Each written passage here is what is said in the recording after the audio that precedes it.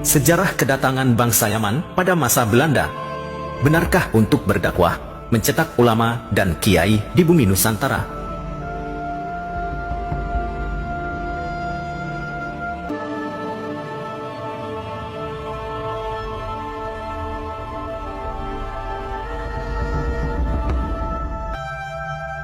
Abad 19 hingga abad 20 adalah masa di mana bangsa Nusantara kedatangan tamu dari bangsa Yaman secara besar-besaran. Lebih tepatnya kedatangan mereka dimulai setelah Perang Diponegoro yang selesai di tahun 1830, di mana pada masa tersebut kolonial Belanda mengalami kerugian yang sangat besar sebab perlawanan putra-putri bangsa kala itu begitu berkobar. Sejarah mencatat, saking dahsyatnya Perang Diponegoro, sampai-sampai Belanda butuh waktu 5 tahun lamanya untuk meredam perlawanan bangsa Nusantara yang ingin bebas dari cengkeraman penjajah Belanda. Kerugian besar ketika Perang Diponegoro itulah yang akhirnya membuat Belanda semakin intens mengeruk kekayaan alam di bumi Nusantara dengan harapan supaya kerugian besar mereka segera bisa tertutupi secepatnya. Di saat kolonial Belanda ingin lebih menggenjot lagi mengeruk kekayaan alam Nusantara agar kerugian perang segera bisa tertutupi secepatnya, masalah besar justru muncul karena orang-orang Nusantara menolak untuk bekerja kepada Belanda.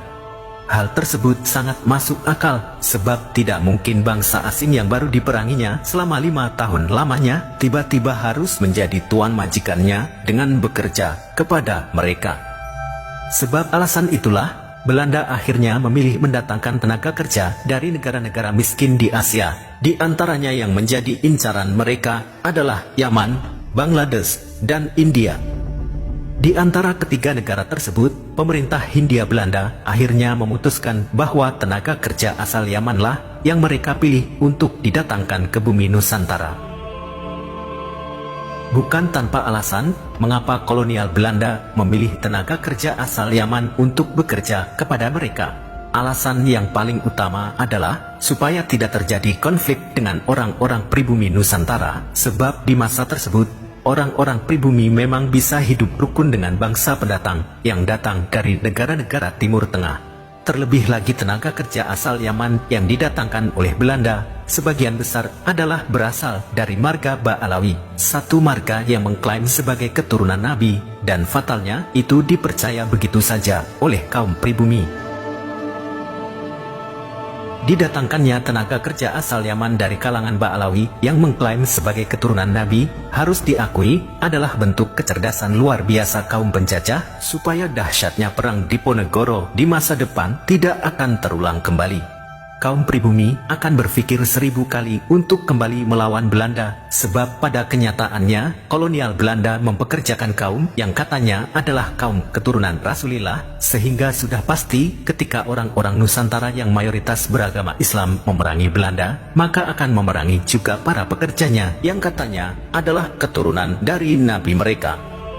Hal tersebut terbukti setelah 63 tahun terjadinya Perang Diponegoro, terjadi lagi Perang di Cilegon yang dipimpin oleh para ulama. Namun Belanda begitu mudah meredamnya karena keturunan imigran Yaman Habib Usman bin Yahya yang dijadikan mufti Batavia oleh Belanda, mengeluarkan fatwa bahwa haram hukumnya memberontak kepada pemerintah Hindia Belanda. Karena fatwa mufti Batavia Habib Usman bin Yahya itulah akhirnya membuat umat Islam pribumi Nusantara menjadi terpecah belah, sebab yang mengeluarkan fatwa bagaimanapun juga adalah orang yang diyakini oleh umat Islam bangsa Nusantara sebagai keturunan dari Nabi mereka.